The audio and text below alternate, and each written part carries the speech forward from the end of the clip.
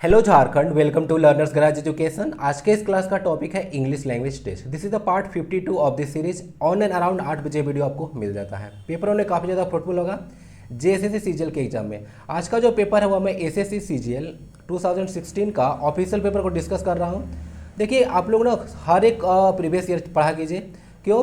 क्योंकि एसएससी और जेएसएससी लगभग क्वेश्चन आपको सीजीएल के बारे में खासकर बात करें तो मैं तो पहले ही बोल चुका हूँ, क्वेश्चन लगभग सेम देखने को मिलेगा, कॉन्सेप्ट लगभग सेम रहता है। क्वेश्चन थोड़ा बहुत आगे पीछे होंगे, कॉन्सेप्ट लगभग सेम है। अगर जेएसएससी सीजीएल की तैयारी कर रहे हैं तो आपको एसएससी सीजीएल लेवल का इंग्लिश करना चाहिए। ओके, तो इसको देख लीजिएगा। चलते हैं पार्ट नंबर 52 की ओर आगे बढ़ते हैं। प्लस में पीडीएफ आप लोग टेलीग्राम से डाउनलोड कर लीजिएगा। क्विज वहाँ पे चलता है, कॉम्पिटिटिव में भी क्वेश्चन डालता हूँ, उसको भी अटेम्प्ट किया कीजिए। फीडबैक आप लोग बहुत कम दे रहे हैं, ठीक है। लाइक शेयर सब्सक्राइब जरूर कर दें, क्योंकि आप एजुकेटेड और मैं मोटिवेटेड रहें तो ही काम चल पाएगा, ठीक है। दोनों में से आगे पीछे कोई हुआ तो गड़बड़ हो जाएगा। तो बहुत alert to know, alert to discuss, बहुत सारा चीज़ देखने को है, तो ध्यान से देखिएगा आज की क्लास को, बहुत कुछ सीखने को मिलेगा।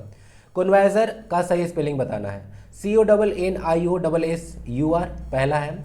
दूसरा है CONNOISSEUR, और तबीयत थोड़ा ख़राब है तो साउंड में थोड़ा दिक्कत है, तो उसको मैनेज कीजिए। CONNOSSIUR सही स्पेलिंग क्या होना चाहिए? कन्वाइजर का सही स्पेलिंग होता है ऑप्शन नंबर बी। इसका स्पेलिंग में डबल एन होता है, OI होता है, उसके बाद डबल एस और उसके बाद ई के बाद यू होता है। इसको ध्यान रखिएगा, कन्फ्यूजन होगा एग्जाम में। ई के बाद यू और भी दे देते हैं, ये ऑफिशियल पेपर है, ठीक है। आगे पीछे भी करते हैं, जो मन करेगा सो कर दिया जाएगा। आपको याद रखना है कि ई के बाद यू आता है। ये वर्ड जो है काफ़ी ज़्यादा इंपॉर्टेंट है, कन्वाइजर। कन्वर्जर का मतलब होता है कोई चीज़ के बारे में विशेषज्ञ। फाइन आर्ट के बारे में समझे, विशेषज्ञ क्या होता है? अगर फाइन आर्ट्स के बारे में बात कीजिए, हिंदी में इसको पारखी कहा जाता है अगर बोले तो कोई फाइन आर्ट्स है, बहुत महीन काम जो होता है, उसको जो जिसको अच्छा से परख हो उसको पारखी बोलते हैं, जिसको कन्वाइजर बोला जाता है। इसको याद रखें, ठीक है। अब इससे आप लोग वर्सेटाइल से ना कंफ्यूज मत कीजिएगा। वर्सेटाइल भी एक वर्ड है, जैसे देखा जाए वर्सेटाइल है। वर्सेटाइल का मतलब होता है जिसके पास बहुत ज़्यादा टैलेंट हो। One who possesses many talents are called is called versatile. और एक होता है एम्बीडेक्स्ट्रस। एम्बीडेक्स्ट्रस भी होता है, AMBI, एम्बी उसके बाद डेक्स्ट्रस। तो एम्बीडेक्स्ट्रस एक ऐसा पर्सन होता है जो अपना दोनों हाथ को जो है से अच्छा से यूज कर सकता है। जैसे कि आप लोग देखे होंगे जो वायरस था, ठीक है, 3 इडियट में, तो दोनों हाथ से लिखता था, तो वैसे को एम्बीडेक्स्ट्रस कहा जाता है, जो दोनों हाथ से काम अच्छे से कर सकता है। समझ गए? आंसर इसका बी हो गया।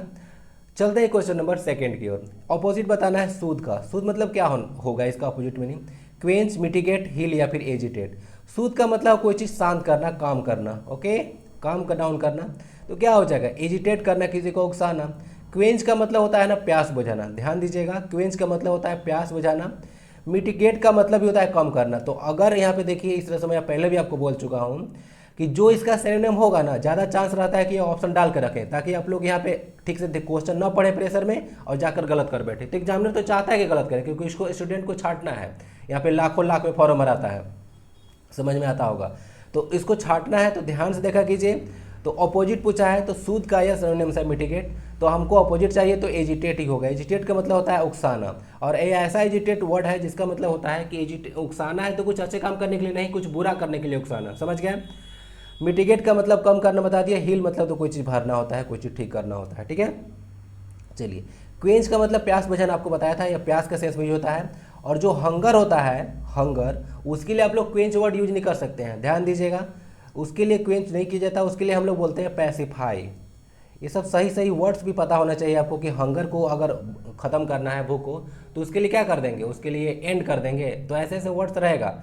तो पैसिफाई होता है हंगर के लिए यूज, यानी कि आपका भूख लगा है तो उसको ख़त्म करना है, तो पैसिफाई और हंगर यूज होता है। एजिटेट इसका सही अपोजिट मीनिंग चला गया। चलते हैं क्वेश्चन नंबर नेक्स्ट की ओर। आपको बेस्ट एक्सप्रेस मीनिंग बताना है। तो बेस्ट एक्सप्रेस मीनिंग का मतलब होता है सिनोनिम ना। डिवेस्टेशन का मतलब क्या होता है? डिस्ट्रक्शन, कंस्ट्रक्शन, सेपरेशन या फिर फ्रस्ट्रेशन, सब एक ही जैसा है।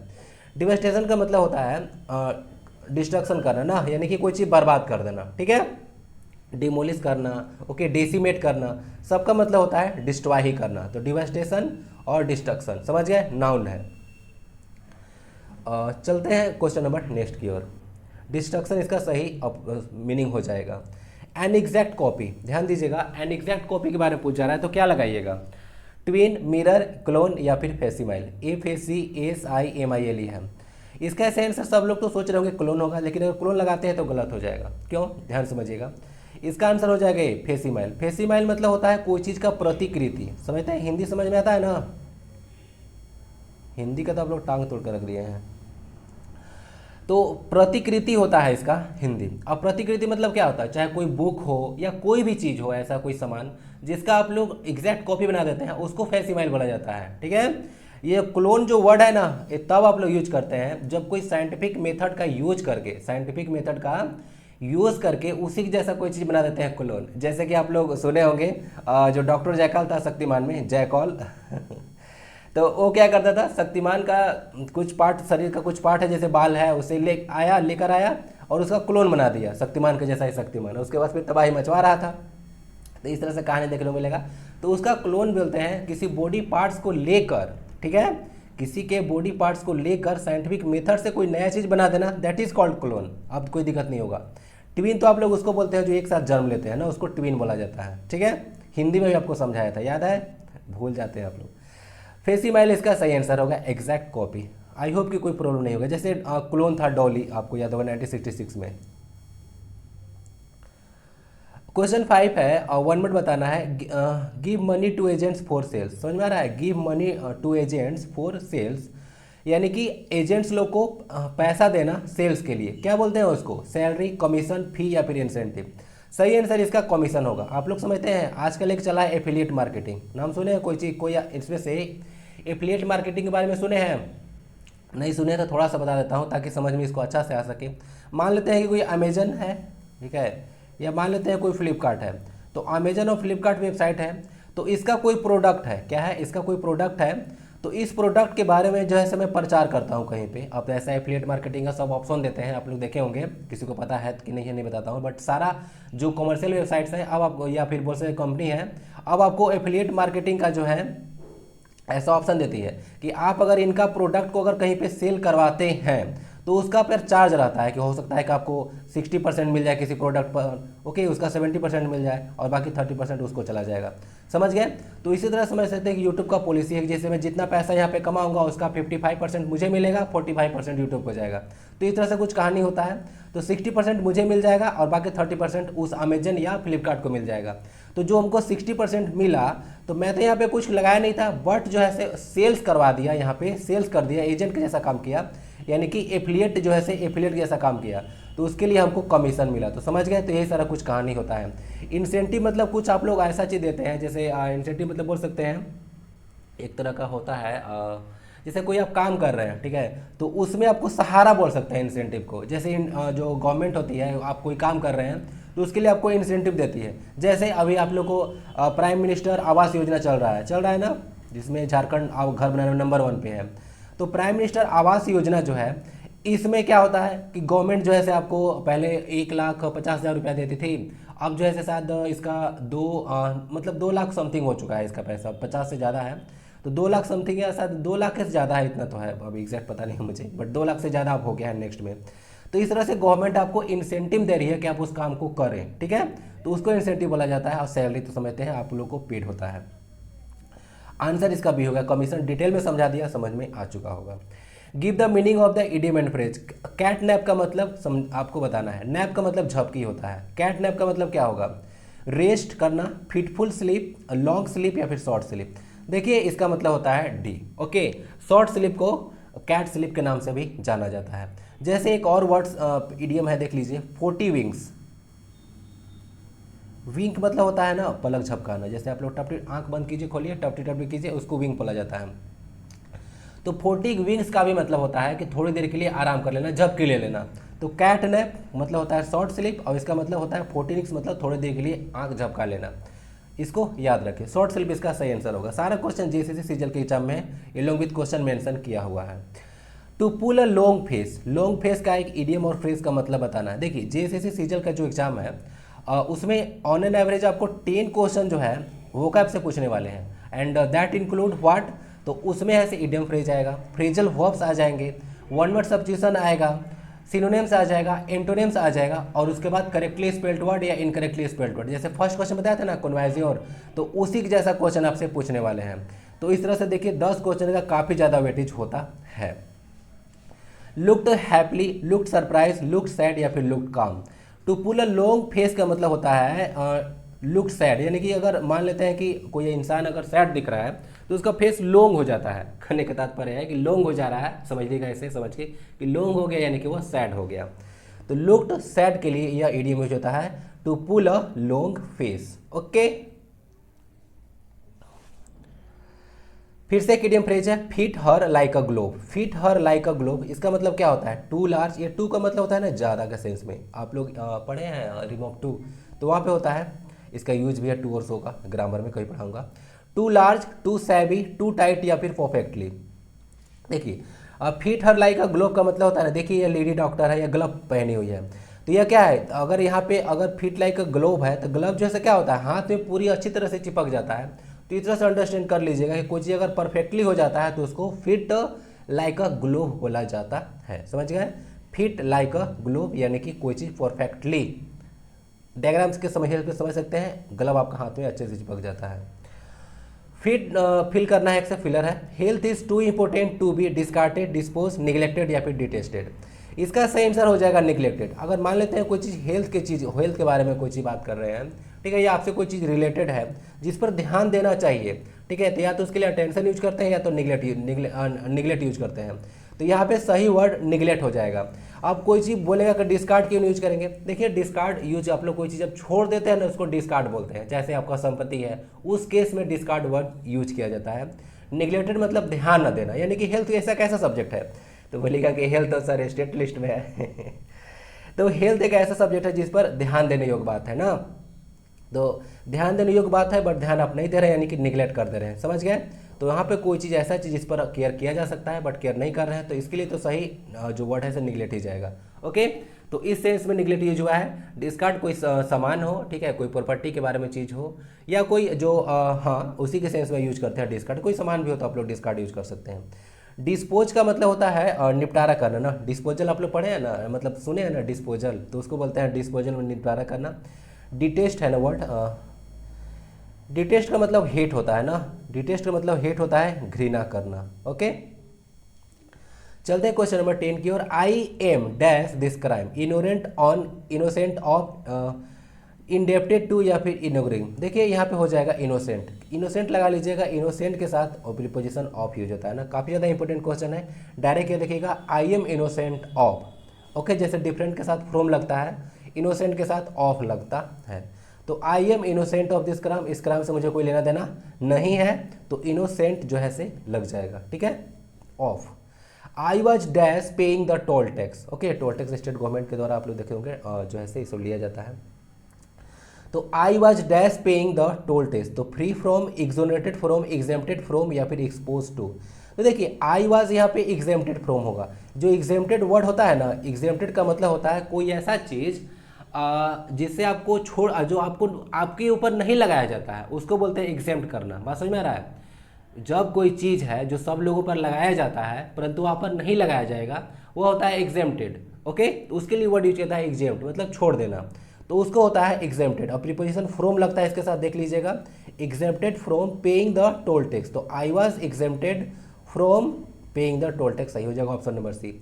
जो एक्सोनरेटेड है ना, उसका मतलब होता है बरी कर देना। मान लेते हैं कि कोई पर्सन है, उसको हम जो है से मान लेते हैं कि जेल में था, उसको हम लोग बाहर निकाल दिए, उस केस में एक्सोनरेट यूज किया जाता है। और एक्सपोज मतलब तो खुलासा करना होता है, ठीक है। चलिए, फ्री के साथ ही फ्रॉम लगता है, बट यहाँ पे सही वर्ड नहीं होगा, एग्जेम्प्ट ही वर्ड सही होगा, ठीक है। Question number 12 is choose the part of the sentence that contains a grammatical error. Grammatical error है तो बताना है। I used a pair of black trousers for a week, किस पार्ट में एरर है या कोई एरर नहीं है? Error lies in part A 1, तो ए है डी में, तो डी को टिक लगाया जाए। अब पता चला कि क्यों इसमें एरर है, यहाँ से कहीं से पता नहीं चलेगा। और पेयर ऑफ ब्लैक ट्राउजर सब सही है, ट्राउजर्स का स्पेलिंग क्योंकि पेयर नाउन से पेयर में आया है। फॉर अ वीक वाला पार्ट देखिएगा, थोड़ा सा आपको माइंड में हिट करेगा कि फॉर अ वीक है, फॉर और सीन्स का यूज कहाँ करते हैं, हिट करा किया माइंड में।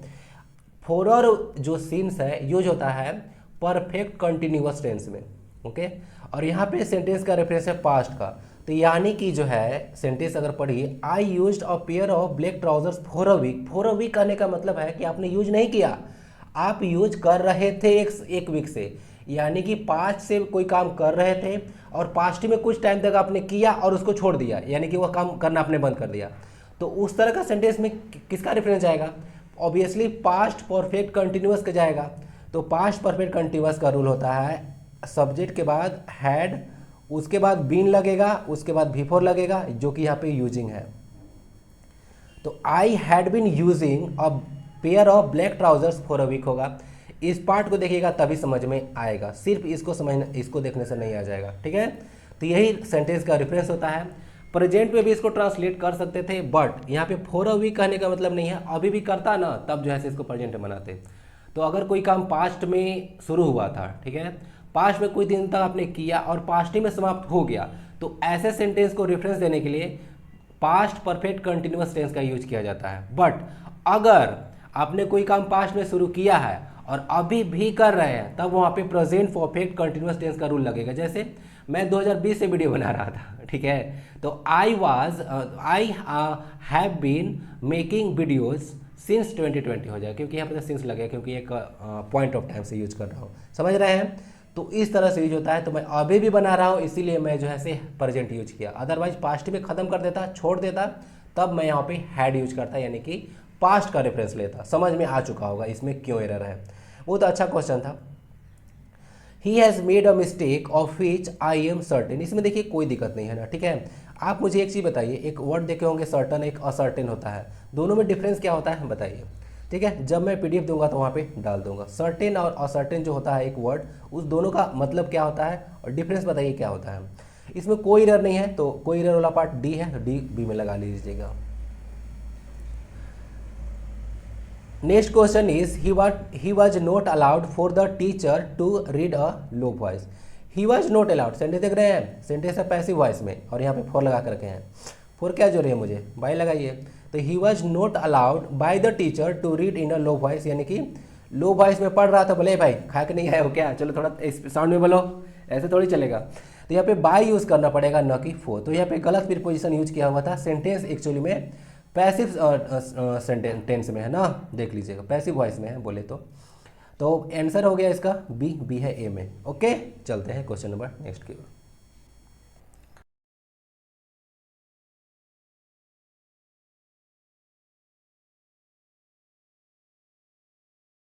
क्वेश्चन नंबर 15 है, इंप्रूव करना है। Both of us had a different opinion about it. Both of us वाले हैड वाले पार्ट को अंडरलाइन किया हुआ है, तो क्या कोई पार्ट इसको इंप्रूव कर सकता है या फिर नो इंप्रूवमेंट जाएगा। Both of us has, each of us had, या ईच ऑफ अस हैव, या फिर नो इंप्रूवमेंट नीडेड। सही आंसर हो जाएगा इसका ईच ऑफ अस हैड। अब ईच लगता है आपको पता होगा, जब कोई पार्टिकुलर मैटर होता है या कोई भी चीज़, उसमें आप लोग बढ़ जाते हैं और अलग अलग सेपरेटली बात करते हैं, अलग अलग सेपरेटली बात करते हैं, वहाँ पे ईच का यूज किया जाता है, ठीक है। और जब भी आप लोग ईच यूज करते हैं तो ईच ऑफ के बाद प्लुरल नाउन या प्रोनाउन यूज किया जाता है, लेकिन वर्ब सिंगुलर होता है। यहाँ पे हैड है एक्चुअली में, इसीलिए तो समझ में आ गया होगा, आराम से बन गया। बट वर्ब सिंगुलर होता है, यानी कि अगर प्रेजेंट टेंस में यूज रहता ना, तो या तो हैज लगाते या तो इज लगाते, इस तरह से यूज होता है। या अगर पास्ट का होता तो वाज लगाते। तो इस तरह से यूज होता है। कॉन्सेप्ट काफ़ी ज़्यादा इंपॉर्टेंट है। ईच के साथ जो है वर्ब सिंगुलर आता है। अगर ईच ऐसे भी रहेगा तो भी, और नहीं तो ईच ऑफ के बाद रहेगा तो प्लुरल नाउन लेगा, लेकिन वर्ब फिर भी सिंगुलर ही होगा, ठीक है। कहने का मेरा मतलब है कि इसका स्ट्रक्चर इस तरह से होता है, ईच के बाद सिंगुलर नाउन, या अगर यूज करना होगा तो ईच ऑफ यूज कीजिए, उसके बाद आपको प्लुरल नाउन या फिर प्लुरल प्रोनाउन यूज करना है। प्रोनाउन देखिए अस प्लुरल सेंस में है, और प्लस वर्ब जो होता है ना, उस वर्ब सिंगुलर ही होता है। तो ये स्ट्रक्चर होता है, सब्जेक्ट वर्ब एग्रीमेंट में आपको पढ़ाया था, ओके, पेड कोर्स में। तो इसको देख लीजिएगा। तो ऑप्शन नंबर बी इसका आंसर हो गया। और बोथ दो के लिए यूज होता है, समझ लीजिएगा। और बोथ जो अपने साथ लेता है, बोथ के बाद एंड आता है। 1 मिनट बताना है। A person who is working in the same institution, ये काफ़ी ज़्यादा इजी क्वेश्चन है। जो आपके साथ काम करता है उसको आप लोग कलीग बोलते हैं ना। ऑप्शन डी इसका आंसर हो जाएगा। क्वेश्चन 17 इज इंप्रूव करना है पुनः। The trade union is hello bent eight getting it's demand fulfilled. Okay, तो हेल बेंट एट को अंडरलाइन किया हुआ है, तो इसका कौन सा पार्ट जैसे इसको इंप्रूव कर सकता है। Hello bent in, hello bent on, hello bent about, या फिर नो इंप्रूवमेंट। सही आंसर होगा बी। ये जो क्वेश्चन है डायरेक्ट आपको फ्रेजल वर्ब से पूछा गया है। फ्रेजल वर्ब्स क्या होते हैं, वर्ब प्लस प्रीपोजिशन का कॉम्बिनेशन होता है, समझ में आ रहा होगा। हेल बेंट और उसके बाद ऑन लगेगा सही। Hello bent on, hello bent on का मतलब होता है ना एकदम तरह का जिद्दी बोले या इरादे का पक्का बोले, ठीक है, यानी कि एज हार्ड एज स्टील बोल सकते हैं, एकदम झुकेगा नहीं, ठीक है। चलिए, तो वही हो गया हेल बेंट एट, समझ गए, काफ़ी समझदार है आप लोग, ठीक है पुष्पा। तो हेल बेंट ऑन का मतलब वही होता है, समझ गए ना, बैठना नहीं है। बाकी एक पॉइंट यहाँ पे बता देता हूँ, ट्रेड यूनियन ना देख लीजिएगा, ये जो ट्रेड यूनियन है पढ़ते हैं तो देखिए ऐसे पढ़ा कीजिए। ट्रेड यूनियन अगर पढ़ेगा तो पता चलेगा, यह कंकरेंट लिस्ट का काफ़ी ज़्यादा इंपॉर्टेंट सब्जेक्ट है, ट्रेड यूनियन याद रखिएगा। The police had to break the door to get in. अब हमसे पढ़िएगा तो हम ऐसे ही पढ़ाएंगे, अब पुलिस आ गया तो बता ही देंगे कि स्टेट का सब्जेक्ट है। The police had to break the door to get in. अब यहाँ पे टू ब्रेक है, इसको अंडरलाइन का मतलब सॉरी इंप्रूव करना है। Break off, break in, break down या फिर नो इम्प्रूवमेंट, इसमें चला जाएगा ब्रेक डाउन। ब्रेक डाउन का मतलब होता है कोई चीज़ को तोड़ देना ना, ब्रेक नहीं होगा। ब्रेक डाउन का मतलब होता है तोड़ देना। The police had to break down the door to get in, okay, यानी कि तोड़ना पड़ा अंदर में जाने के लिए, ठीक है। ऐसे गेट इन का मतलब होता है सक्सेसफुल होना भी ना, गेट इन का मतलब सक्सेसफुल होना भी होता है एक मीनिंग फ्रेजल वर्ब का, तो इसको याद रख लीजिएगा। पुलिस जो होता है स्टेट का सब्जेक्ट है, साथ में हेल्थ भी स्टेट का सब्जेक्ट है, एग्रीकल्चर भी स्टेट का सब्जेक्ट है और इरिगेशन भी स्टेट का सब्जेक्ट है। तो इतना चीज़ बता दिया, साथ में ऐसे चीज़ आता है तो पढ़ते रहिए, हमसे पढ़िएगा तो बताते चलेंगे और ये कहीं ना कहीं आपको फायदा होगा, कोई फालतू की चीज़ें नहीं है। After a hard day's work I just want to go home, ये क्वेश्चन देखिए वहाँ पे भी गलत दिया हुआ था एक्चुअली में, और मैं बताता हूँ गलत क्या था और इसको मैं पीडीएफ में आपको सही करके दूंगा, ठीक है। इसका आंसर देखिए यहाँ पे लगा के रखे थे option number A, hard day's work. गलती क्या किया था ना कि यहाँ पे ए को अंडरलाइन नहीं करना था, क्योंकि अगर समझिए यहाँ पे हार्ड डेज वर्क अगर यूज कर रहे हैं तो डे है, यहाँ पे नाउन है, यहाँ पे अगर हार्ड इसके पहले आ जाता है तो यह एक एडजेक्टिव जैसा कार्य करेगा। और मैं आपको पहले बताया था कि अगर नाउन के पहले कोई एडजेक्टिव आता है तो आर्टिकल उस नाउन के पहले नहीं, यानी कि यहाँ यूज करते हैं, एडजेक्टिव के पहले यूज किया जाता है। तो डे जो है से इसके पहले आर्टिकल ए लगेगा, ठीक है, ऐसे लगेगा इसी के अनुसार कि ए लगेगा कि एन, बट लगेगा तो इसके पहले ही लगेगा इसके लिए भी, ओके। तो और लग गया, तो यहाँ पे ना ऑप्शन क्या किए थे ना कि इसको भी अंडरलाइन कर दे, यानी कि ए भी इंप्रूव हो गया, तो गलत हो गया, ये वाला पार्ट को जो है ऐसे नहीं करना था। तो समझ गए, after a hard day's work, एक दिन का काम, यहाँ पे एपिस्टोफियस लगा हुआ है, hard day's work I just want to go home. सही आंसर इसका ए होगा, बट ए वाला पार्ट को अंडरलाइन नहीं करना था, सिर्फ हार्ड डेज वर्क को ही अंडरलाइन करना था। तो यही एपिस्ट्रोफी का सही यूज होगा। हार्ड डेज वर्क यूज नहीं करना है आपको, क्यों नहीं करना है, क्योंकि डेज है से प्लुरल है और डेज के साथ प्लुरल नाउन के साथ सिर्फ एपिस्ट्रोफ का यूज करना है, और यहाँ पे ए वर्ड है तो यह सही नहीं होगा। एक्चुअली में क्वेश्चन ये गलत देकर रखे थे, बट सही यही होगा, समझ में आ चुका है। The next and the last question is the plane, यहाँ पे गलत हो गया है, PLA नहीं होना चाहिए, तो ठीक है वो प्लान हो जाएगा फिर। The plane landed and shot towards the airport, आपको ये चीज़ अच्छा समझ में आना चाहिए। टैक्सी ड्रोव व्हील्ड का मीनिंग, देखिए टैक्सी जो आप लोग जनरली यूज करते हैं ना, टैक्सी का मतलब आखिर होता क्या है, तो ध्यान से देखिए। टैक्सी का मीनिंग आपके लिए गूगल से सीधे पूछ कर लाया हूँ।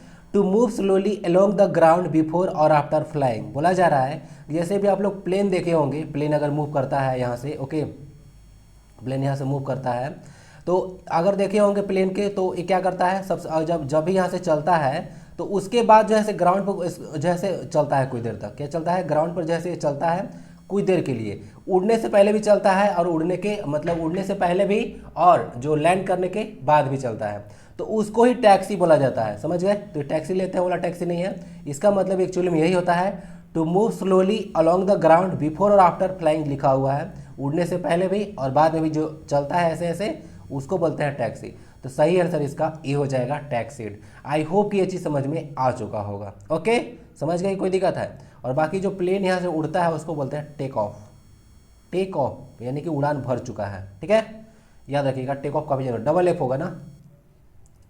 That's it for this class. बताइए लेक्चर कैसा लगता है, फीडबैक आपका जरूर अपेक्षित है। बाकी लाइक शेयर एंड सब्सक्राइब जरूर कर दें, हमारे लिए काफ़ी ज़्यादा इंपॉर्टेंट है और आपके लिए भी काफ़ी ज़्यादा इंपॉर्टेंट है, क्योंकि हम मोटिवेट रहेंगे तभी तो आप काम करें, मतलब कुछ काम करूँगा। मोटिवेशन सबको चाहिए भाई। चलिए तो मिलते हैं फिर नेक्स्ट क्लास में। ओके, 2 बजे का क्लास आज फिर होगा। इंपॉर्टेंट क्वेश्चन, जैसे कि उसका नाम मैं पीएससी सीरीज रख दिया हूँ, ठीक है, प्रीवियस ईयर क्वेश्चन और उसके बाद स्टैटिक और करंट सबको। चलिए करंट अफेयर छोड़ के मत चलिएगा आप लोग, जब मैं बात बोल रहा हूँ ध्यान सुनिएगा। 10 क्वेश्चन आएगा, लगभग 10 क्वेश्चन देखा गया है। बुक एंड ऑथर तो डालेंगे ही डालेंगे, साथ ही साथ जो है आपको ये भी चीज़ डाल देंगे एग्जाम में, जो क्रिकेट वगैरह है गेम, उससे भी गेम से क्वेश्चन ज़्यादा आता है, इसे पता होना चाहिए आपको। तो गेम से क्वेश्चन डालते हैं, वह सारा करंट अफेयर का लगभग 10 क्वेश्चन वेटेज होता है। और सिर्फ मैं बात कर रहा हूँ जो 30 क्वेश्चन आपको दे के रखे हैं ना, सिर्फ उसी का बात कर रहा हूँ, झारखंड जी का तो अलग कहानी है। समझ गए? तो मिलते हैं फिर नेक्स्ट क्लास में 2 बजे। वंदे भारतम, जय हिंद।